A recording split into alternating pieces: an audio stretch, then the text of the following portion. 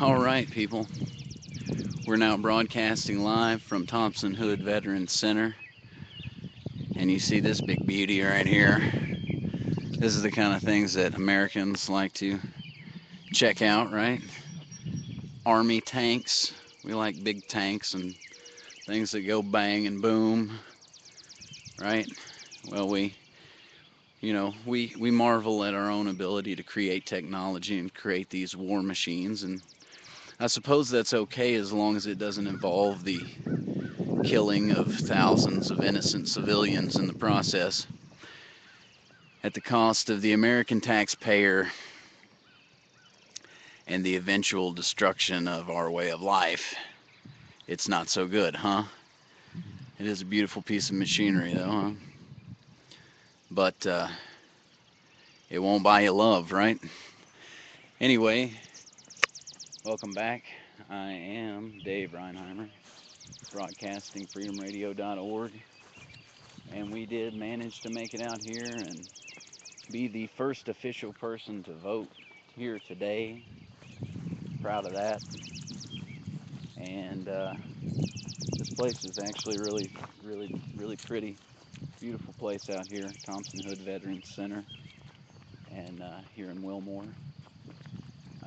Honestly, I like the atmosphere here a lot better than my last voting precinct, which, like I was talking about, the disenfranchising of my vote into the 2nd Congressional District, which I'm very unhappy about because now I understand that I didn't get to vote for anything except the presidential primary.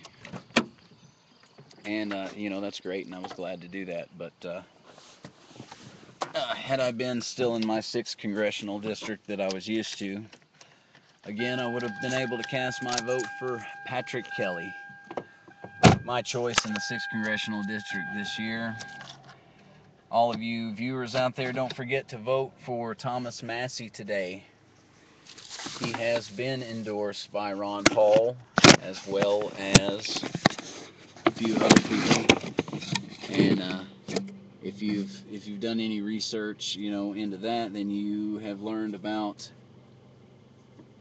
the big contributor out of Texas with that I can't remember the name of that pack right now, that contributed pretty heftily to Thomas Massie for whatever reason he found, obviously because he was a Liberty candidate.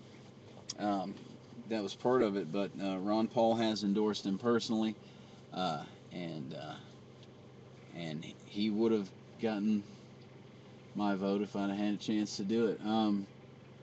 So anyway, thank you again for tuning in. If you're there watching, freedomradio.org.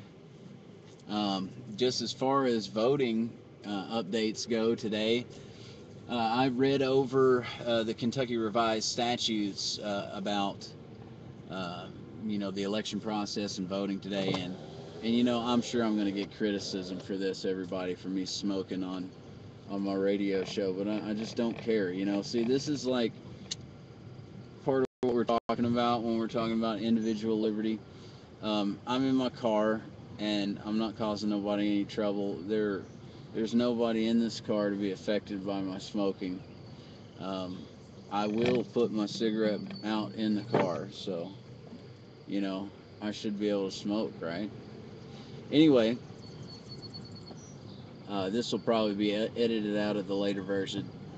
But for those of you still viewing, we were in the voting area in there, and I was the first one there, and it was still a couple of minutes until voting actually opened. So I went in and asked them if I asked if I could go in and sit down for a minute. They did have 4 election officers there, the 4 that they're supposed to have.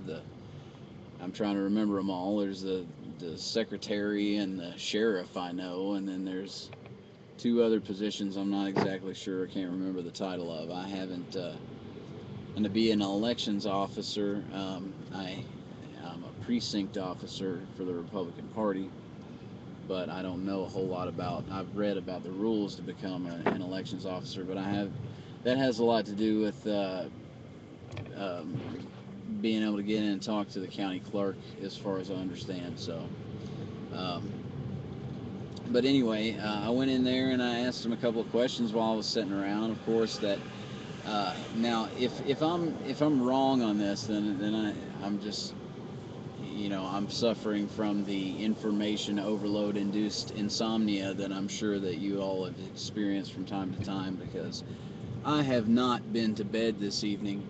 So if I start talking nonsensically, please forgive me. Um, I asked him if we had a paper ballot because, as far as I understood,